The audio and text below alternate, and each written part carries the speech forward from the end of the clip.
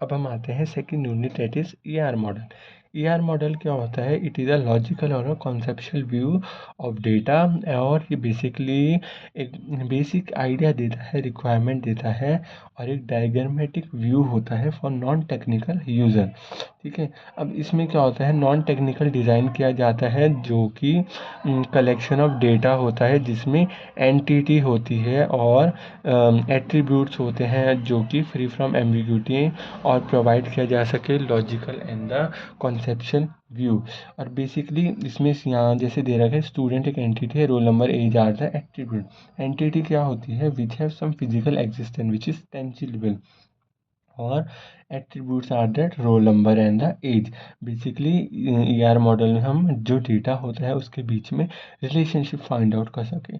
Entity set क्या होता है? Collection of same type of entities which share same properties is known as the entity set. अब entity दो तरह की होती हैं, एक होती है वीक एंटिटी, एक होती है स्ट्रॉन्ग एंटिटी।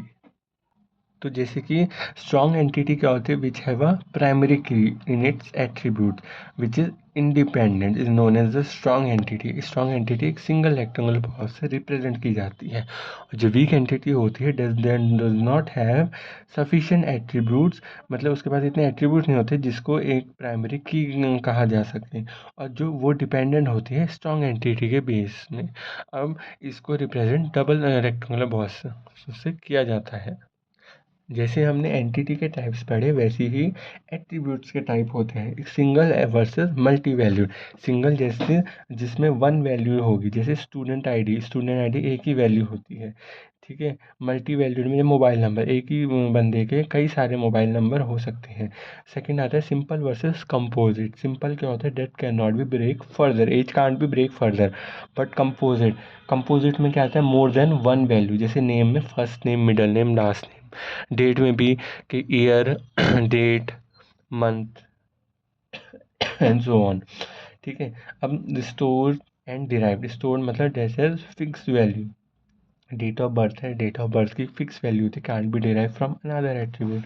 ठीक है, अब डिराइव्ड क्या होता है? डिराइव जैसे कि retrieved value from another attribute, जैसे कि एज है। अगर हमें पता चल गया कि आज कौन तारीख है, आज कौन सा ईयर है, और कोई बंदा कब पैदा हुआ था, अगर ये दोनों ईयर हमें पता चल गए, आज का ईयर, प्रेजेंट ईयर, एंड जब वो पैदा हुआ था कोई पर्सन, वो ईयर पता चल गया, तो हम उस पर्सन की एज इजीली डिराइव कर सकते हैं विद द गिवन इंफॉर्मेशन।